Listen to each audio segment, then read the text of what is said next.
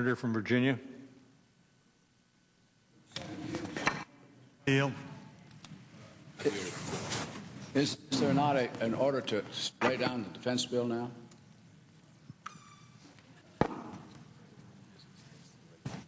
Pardon me?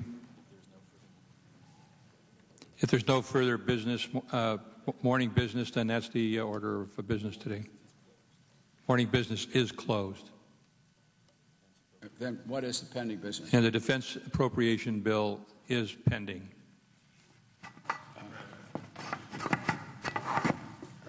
May I ask what the senator from Virginia intended to do, Mr.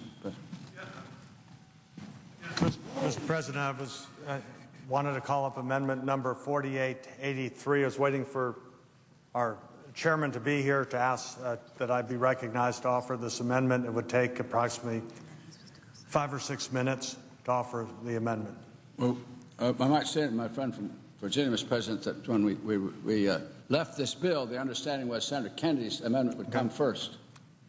So we'd be happy to have if Senator offers amendment with the understanding it would come up after Senator Kennedy's amendment, if that be agreeable to Senator Kennedy. So do you wish to enter, and I ask that is Senator Kennedy's amendment the pending amendment? There is no amendment pending. I yield the floor to have the senator introduce his amendment, then Senator Allen introduce his amendment. We'll come back to his amendment. Senator from Massachusetts. Senator from Alaska. I would ask the senator to allow me to become a co-sponsor. I hope the senator from Illinois will also. We had a little disagreement before about funding in this area, but I have no disagreement with the necessity for funds, particularly after the report we received just this August on nature and extent of these matters, and I think this money is needed. So I would be willing, and I think the senator from from Hawaii will have no objection to this, and I would be pleased. Yield for a question. Could I ask? Would the senator from Virginia just yield for a question? I'd be pleased to yield. I have the floor just a second, if I may. I would urge that Senator Durbin, if he will, join us in this. So, again, it's a matter of expediting our bill.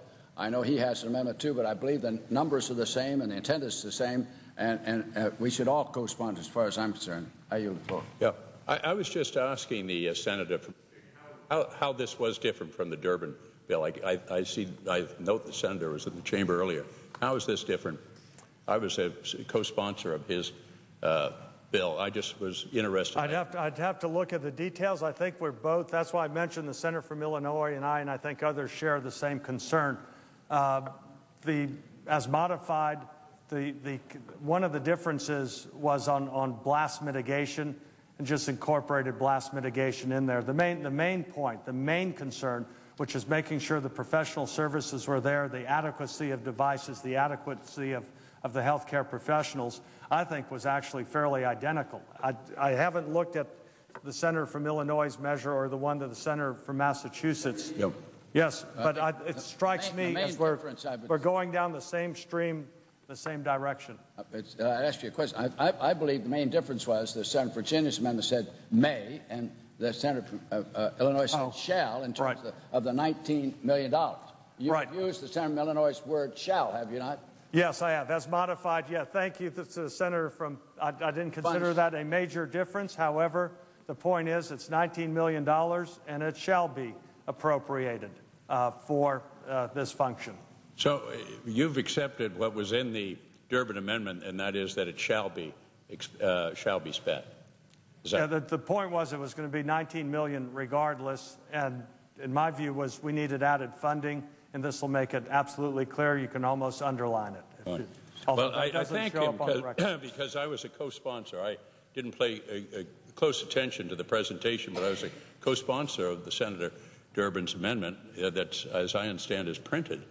And listening to the senator from Virginia, it appeared that it was virtually identical to what the senator from Illinois had proposed. And I was just, I'm glad that we'll have an opportunity to take action on it. I would say, Mr. President, the senator from Massachusetts, that this is an opportunity for all of us to come together in a bipartisan fashion. I know that there was one of the occasions that I was at Walter Reed Hospital. The Senator from Massachusetts was there at the same time, and we see the outstanding work that the professionals provide for those men and women who have been injured. And this is one where I believe all Americans, regardless of party, regardless of region, need to come together and make sure the funding is there. And I thank the Senator from Massachusetts. Mr. President, Senator from Alaska. was my request to be a co-sponsor granted? Without objection. I suggest the absolute quorum. I ask unanimous consent the quorum call be suspended. Without objection. Mr. President, Senator Allen filed an amendment 4883, which was on the same subject matter as my amendment 4884 that was filed. And I've been told by my staff that you have modified your amendment so that it is now identical to my amendment. Is that correct? I believe so.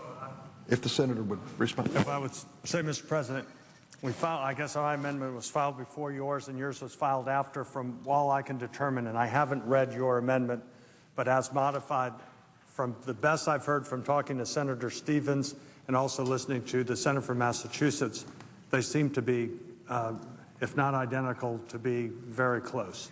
I think that the changes in language which you made to your amendment has made them virtually identical, so it appears that we're setting out to do the same thing. And so that there's clarity in the record here, I want to make sure that I understand that my amendment said that $19 million will be available to this program for Defense and Veterans Brain Injury Center. Is that now your modified amendment? Is that what it does as well? I use the word, rather than will, it be shall. This is what you filed, and it says shall. They are identical at this point.